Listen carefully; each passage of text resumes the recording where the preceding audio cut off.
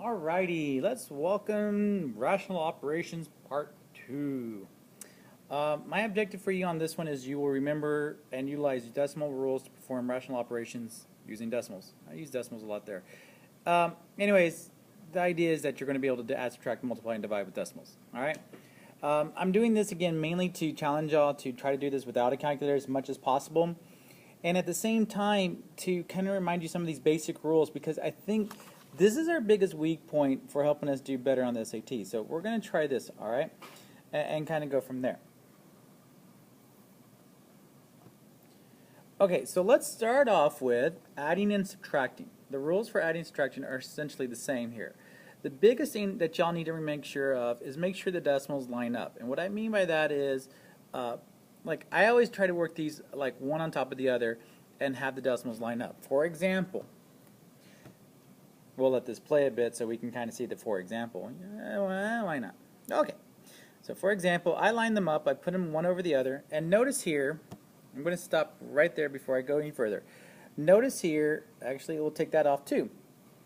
I lined up the decimals, and so that way, you know, I've got the units lined up, the tenths line up, and the hundredths technically line up by adding in that 0. Okay, so everything lines up because the decimal kind of forced where everything goes. The decimals did. Now I can just straight add. 5 plus 0 is 5, 8 plus 10, you know, and kind of get that quick answer there. That went a little fast.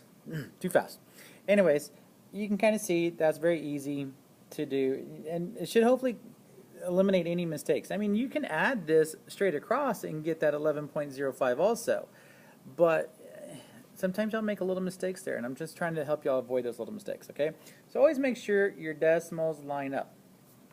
Alright, so here's my example with subtraction, same thing. I'm going to say move it over. Notice I'm going to add something here. Give it a second. Notice I added that 0 before I start subtracting.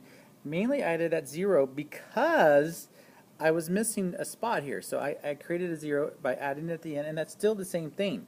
I'm not trying to make sure everything is right, justified like I would on a computer maybe. I'm trying to make sure the decimals line up, and then I've got everything where it belongs as in its place.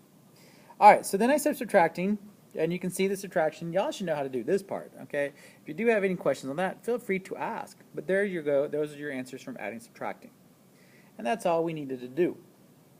Alright, next part. Let's see. What is the next part? Let's see. Adding, subtracting, multiplying.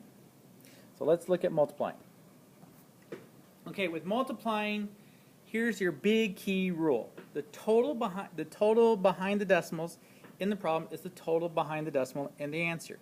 And what I mean by that is however many digits are to the right of the decimal in the problem is how many digits should be to the right of the decimal in your answer. So, for example, I always have a for example, right? Okay. 7.81 times the 2.4. I don't need to make sure these line up. I don't need to worry about that lining up. Now notice here, what I'm going to do is I'm counting. I see there's 2 digits behind the decimal on the on the 7.81 and 1 digit behind the decimal, so that means there's 3 total digits behind the decimal. My answer should have 3 total digits behind the decimal. So I go ahead and do the multiplication and ignore the decimal for now. So I'm doing the old school multiplication, which you learned back in elementary school. What? I have to do the old school stuff? Yes, just do it this way. It's not that bad, and it'll actually make you a stronger mathematician. Okay, so I went ahead, combined the, added everything up. Now notice here, my answer has 5 digits, 5 numbers. Okay, there's supposed to be 3 of them behind the decimal. So how many are behind the decimal? 3. So guess what? I'm done, and there you go. These aren't rules that should be hard, guys, but I want y'all to practice these because hopefully this will make us stronger for those SAT, ACT tests, and taking that college algebra course because, say, some crazy old coot of a professor thinks that y'all should do everything without a calculator. Whatever. Anyways, next one. It's more fun with sound effects, like I said. Too far. Okay. Long division. I'm going to show you this through long division. Yes, I know you can get a calculator, but let me just show you this. Make sure you move the decimal of the divider to make it a whole number and you move the dividend decimal over the same amount. Okay, and then you can divide. Okay, what do I mean by that?